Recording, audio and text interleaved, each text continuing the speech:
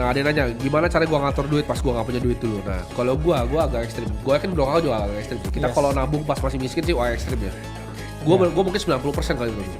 Iya. Gue spending tuh 10% mungkin. Sama juga ya. Karena ya itu tadi saya dengan penghasilan dulu ya adalah ya ratusan juta ya setiap bulan.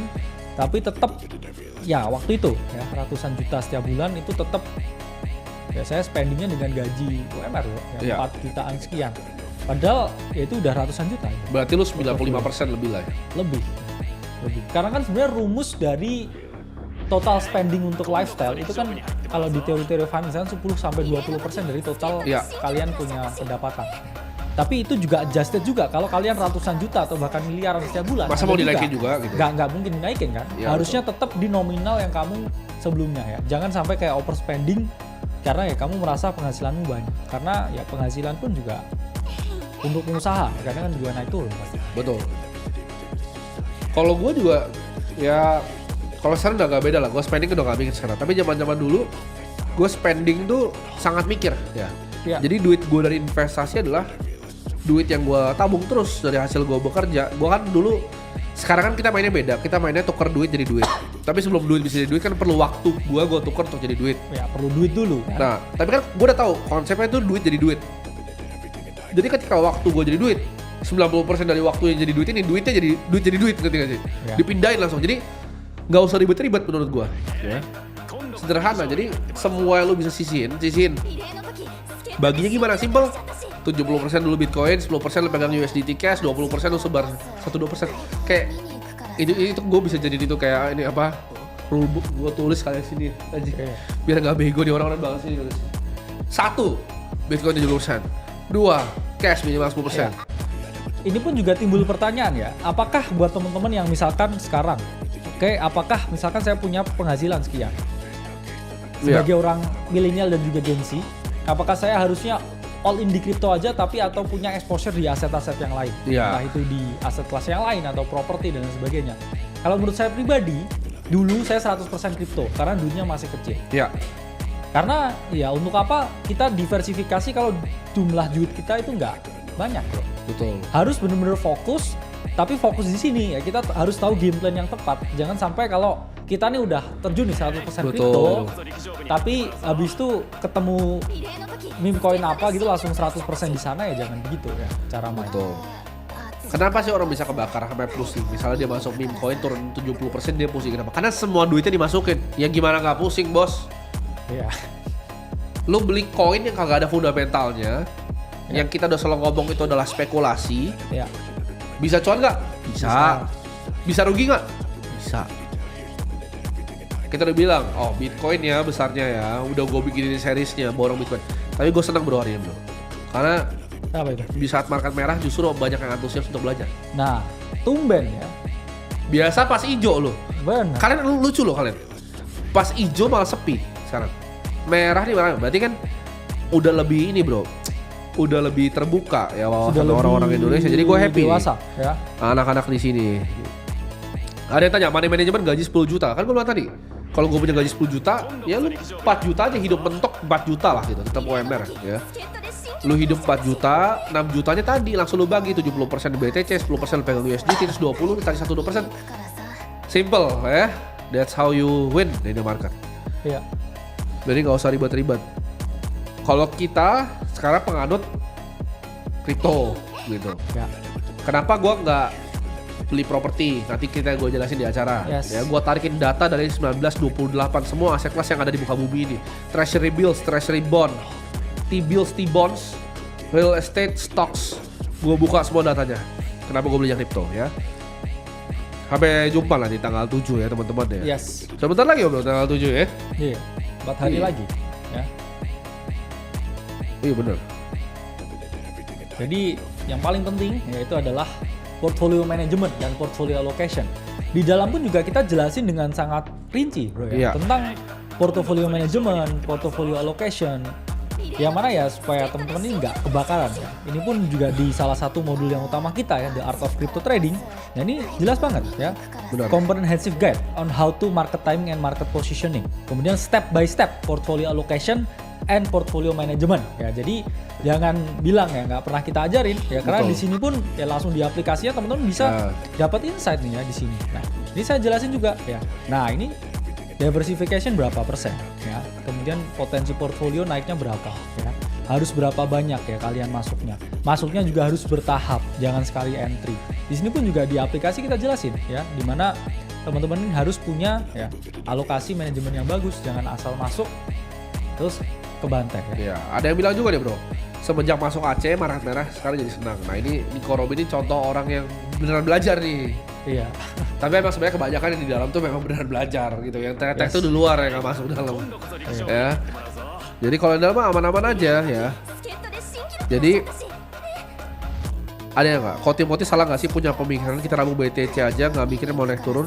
Yang penting nabung tiap bulan dan anggap itu uang lupa. Nggak salah. Iya. Kenapa nggak salah? Karena lu tahu targetnya kan. Benar. Tapi tetap jangan nggak tahu targetnya lu. Iya. Kalau gua targetnya 20 miliar. Ya ini contoh Sebelum lah. nyampe, Kita gua beli lihat terus. kalkulatornya aja bro ya. Iya. Ini dari DCA BTC ya. Kalau teman-teman nabung aja $100 lah ya. Masa nggak bisa ya, $100 setiap bulan dari 3 tahun yang lalu ya. Startnya ini di bear market ya. Iya. Startnya di Februari 2022. Kalian Betul. gain berapa? Kalian gain 100,93%. Boom. Yang mana investasinya ya itu awalnya ya hanya sekitar 50-an juta ya, jadi lebih ya, jadi 100 juta lebih. Iya. Dan apakah itu bisa di accomplish lagi nantinya? Ya jelas bisa ya. Karena apa Betul. ya? Karena data historis itu selalu ya memberikan proyeksi ya untuk future performance. Even kalian belinya di bear market loh. Bear market itu ini turun ya. Kalau kita ngomong Februari 2022 itu gimana harganya Bitcoin? Ya kita lihat ya Februari 2022. Nah, ini Februari ya. Februari itu di sini ya. Masih turun 67% Bitcoin dari Februari ya 2022 ke Desember 2022. Kok pertanyaan bisa untung 100%? Ya jawabannya karena kamu masuk bertahap ya. Yes. Coba timing the market, tapi every single week kamu beli terus ya. Sehingga average-nya ya ini kamu bisa ya double ya, berarti sekitar di sini nih average belinya kamu karena kamu melakukan pembelian yang berkala. Jadi itulah pentingnya bro ya. Jadi apakah yang nggak bisa technical analysis bisa cuan di kripto? Bisa ya, asalkan ya menerapkan strateginya nabung Bitcoin. Ya, konsepnya sederhana ya. Bitcoin itu adalah aset terbaik yang ada di muka bumi ini. Dan kalau kalian bandingin, apakah market cap-nya mahal? Bitcoin itu masih murah di 1, berapa? 9 triliun. Ya, 1,9 triliun itu bahkan nggak nyampe sih, setengahnya Apple lah ya. Apple tuh satu saham dan 50.000 saham yang listed di US stocks ya. ya. Jadi total market cap Bitcoin itu menurut gue masih 20 Yes. triliun bro. Ya ini mungkin kita Ya. lihat ya top asset by market cap-nya. Ya. Listnya udah kelihatan, bahkan baru aja melampaui silver kan. Baru melampaui silver. Lu bisa lihat di situ. Apple tuh 3,5 T ya. Bitcoin itu cuma 1,8. Dan Apple tuh cuma satu saham, teman-teman. Itu saham Yes. tuh di scroll di bawah tuh masih banyak tuh. Ya. Nah, Ada Taiwan Semiconductor, Broadcom di bawahnya tuh. Bahkan gue masih hafal ada Berkshire Hathaway. Nah, kan ada Visa dan lain-lain. Kecil sekali teman-teman kripto. Ya, Yes. kripto tuh kecil sekali dan 62% berarti kan Bitcoin, bro. ya, 1,8 T itu merangkup semuanya. ya. Jadi flow-nya secara global ini yang masuk ke Bitcoin sama kripto sedikit. Ya. Itu bukan besar, sedikit. Karena itu kan hitungannya aset kelas. Kalau kita bandingin sama equity berapa? 200 triliun dolar. Ya. Seni aja masih lebih mahal bos dari ini. Iya. Gimana? Kalian tahu nggak valuasi seni itu berapa? 19 triliun dolar bro. Art doang, sendiri ya. Jarang yang tahu kan, lebih tinggi dari emas. Bahkan ya, jam tangan lebih tinggi dari Bitcoin. Iya. Buat teman-teman tahu jam tangan lebih tinggi dari Bitcoin. Total collectible watch di dunia itu lebih dari 2 triliun. Ya. Capnya. Jadi jam tangan tuh lebih. Jadi kalau orang bilang Bitcoin tuh ini masih kayak aset bayi bro, menurut gua ya. Ya. Di 1,5 miliar ini bayi bro. Ya bahkan kan di beberapa teks lokal pun juga udah ada bro ya DCA features, Iya. dimana ya teman-teman ini bisa nabung aja ya. Betul. Nabung kalau bingung mau belajar gimana, tapi nggak ada salahnya juga belajar aset yang lain supaya Nah. supaya kita ngerti dengan perkembangan teknologi. Nah, gue tahu nih ada yang pertanyaan kayak gini kan. Oke, kalau misalnya emang cuma beli Bitcoin, Buat apa belajar di Aceh? Itu ada pertanyaan gitu bro. Ini gue Yes. jawab di sini. Gue juga portofolio berat sekali di Bitcoin 90% lebih. Tapi kenapa gue subscribe Bloomberg? Iya. Karena gue mau tahu bos Bitcoin ini ngapain. Lu ngerti gak sih? Iya, bener. Lu punya barang besarnya justru lu harusnya lu mau tahu barangnya kemana. Bener. Kayak itu logika orang miskin dari mana itu. Gue nggak paham itu. Kayak kok bisa mikirnya begitu kayak, oh lu punya Bitcoin terus kenapa lu kan jadi mau cover asetnya. Lu harusnya kalau lu Bitcoin semua berita nih, Trump mau ngapain itu harusnya lu ikutin, rapat-rapatnya lu tontonin, lu harusnya nge-cover bos. Gitu. Gue punya teman bro, dia cuma beli BRI. Iya. Udah lama banget tapi beli BRI-nya. Gue nggak bisa disclose lah, holding dia besar sekali lah BRI. Yes. Dia itu kalau tanya tentang BRI, apapun bro, dia tahu. Karena harta dia semua di sini, lu ngerti gak sih? Iya. Dia tuh semua sekuritas misalnya Mirai keluarin sukor kayak analisa tentang BRI, dia pasti baca pertama bro, pagi-pagi udah dia baca bro. Karena semua hartanya di BRI. Tapi anak-anak yang, sorry itu saya orang-orang kurang beredukasi ini bro, hewan-hewan ini, itu mikir kayak, oh kalau cuma beli Bitcoin ngapain ke subscribe Aceh? Iya. Itu otaknya ada yang salah itu bro. Justru kalau isinya portofolio Bitcoin, lu Bitcoin doang. Iya. Lu mau cover semuanya informasi. Lu mau tahu kayak data-data tadi. Ya. Oh retailnya yang ke bawah, institusi tetap beli di atas. Lu mau tahu kayak data-data yang gua share kemarin bro, gua share datanya. Iya. Millennium masih hold segala macam. Lu nggak punya kan datanya? Gua Ya. punya. Ini mungkin kita lihat ya Gitu. datanya. Nah, ini juga kelihatan kan ya. Iya. Value management ya, dia masih punya Tambah position ya. Malah tambah ya. Nah, yang ke Warna mana hijau itu? Bloomberg. ya. Warna Mana? hijau. Oke.